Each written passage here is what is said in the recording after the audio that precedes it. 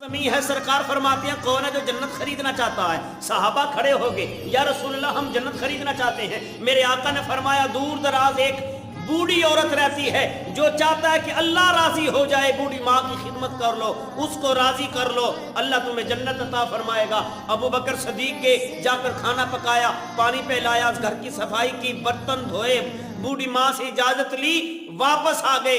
عمر دروازے پر پہنچے، جا کر دستک دی، اندر سے آواز آئی کون؟ کہا عمر آیا ہوں۔ کس لیے؟ بوڑھی ماں کی خدمت کرنے کے لیے۔ جواب آیا، ماں کہتی ہے جواب آیا، خدمت کرنے والا آیا تھا، آ کر چلا گیا، عمر تم نے دیر کر دی۔ عمر دوسرے دن وقت سے پہنچے، پھر یہی معاملہ درپیش آیا، جواب آیا عمر آج بھی تم نے دیر کر دی۔